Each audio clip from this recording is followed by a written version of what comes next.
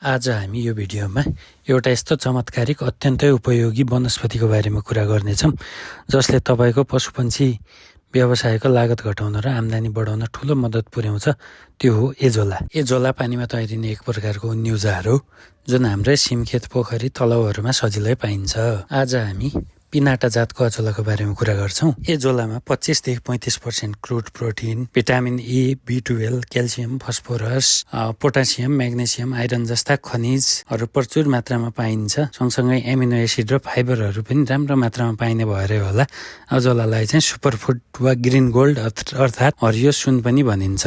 यदि तपाईँ कुखुरा, हाँस, टर्की, कालिज, गाई, भैँसी, बाख्रा, बङ्गुर वा माछा पाल्नुहुन्छ भने अजोला महँगो दानाको उत्कृष्ट वैकल्पिक पूरक आहार हो। आज पोखरी खन्नेदेखि लिएर उत्पादन र हार्भेस्टिङसम्मको सबै प्रक्रिया विस्तारमा सिक्नेछौँ। एजोला उत्पादनको लागि उपयुक्त टेम्परेचर 20 देखि 35 डिग्री सेल्सियस हो। त्यही भएर हाम्रो नेपालको तराई र मध्य पहाड उपयुक्त ठाउँ छ। समुद्र सतहदेखि 2200-2400 मिटरसम्म पनि उत्पादन हुने देखिन्छ। एजोला उत्पादनको लागि ठाउँको छनौट गर्दा सकेसम्म छाया भएको धेरै घाम नलाग्ने ठाउँ उपयुक्त हुन्छ। एजोला स्यालो वाटर फर्न भएको हुँदा 12 देखि 15 इन्च मात्रै गहिरो पोखरी खन्दा पुग्छ। एजोला 4 देखि 7 इन्च गहिरो पानीमा उत्कृष्ट उत्पादन हुन्छ। पोखरीको लम्बाइ चौडाइ आफ्नो उत्पादन आवश्यकता अनुसार राख्नुहोस्। गहिराई 1 फिट हाराहारी भए पुग्छ। पोखरीमा पानीको गहिराई 4 देखि 7 इन्च निरन्तर कायम राख्न सिमेन्टले प्लास्टर गर्दा पनि भयो। लो कस्टमा सिल्पलिन प्लास्टिक ओछ्याउनु भए पनि हुन्छ। प्लास्टिक ओछ्याउनुको उद्देश्य पोखरीको पानीको लिकेज रोकेर पानीको गहिराई 4 देखि 7 इन्च निरन्तर कायम गर्नु मात्रै हो। प्लास्टिक ओछ्याइसकेपछि प्लास्टिकमाथि 1 इन्च हुने गरी माटो हाल्नुहोस् र 100 लिटर पानी बराबर 500 ग्राम पाकेको कुहिएको गोबर मल हाल्नुहोस्। पोखरीमा मल राख्दा विशेष ध्यान दिनुपर्ने कुराहरू चाहिँ मल कुहिएको हुनु पर्यो। मल झारपात रहित भएको राम्रो हो। मलको मात्रा थोरै भए समस्या आउँदैन। अजोलाको ग्रोथ मात्रै बिस्तारै हुने हो। मल धेरै भए चाहिँ अजोला मर्ने सम्भावना धेरै हुन्छ। माटो र मल राखिसकेपछि पोखरीमा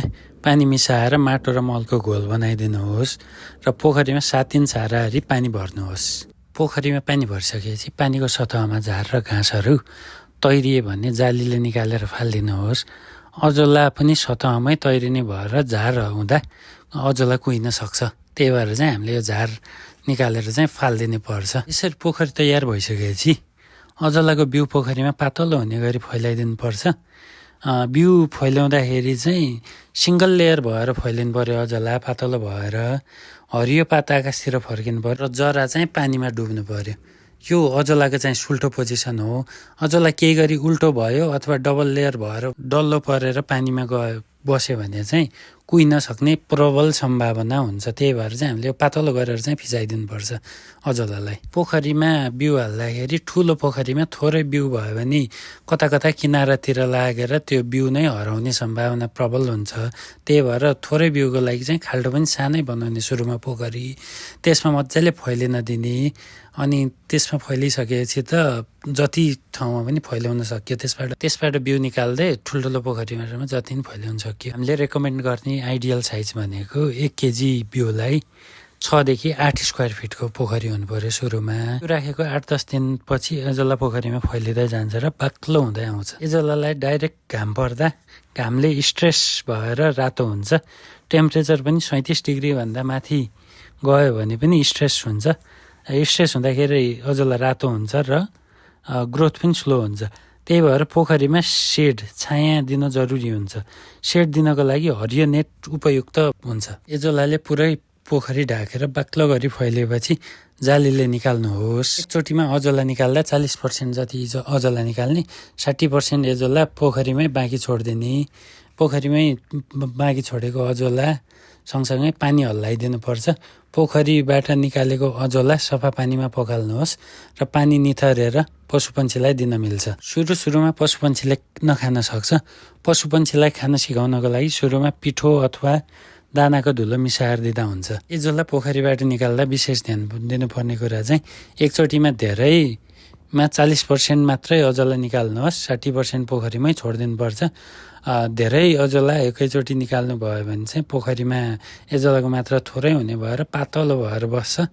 एजोला जति पातलो भएर पोखरीमा बस्यो उसलाई फैलिन त्यति नै धेरै टाइम लाग्छ। उपयुक्त टेम्परेचर, वातावरण र मल पायो भने एजोला 48 देखि 72 घण्टामा आफ्नो मास डबल गर्छ। त्यो भन्नुको मतलब 1 किलो अजोला 2 किलो हुनलाई 48 देखि 72 घण्टा लाग्छ।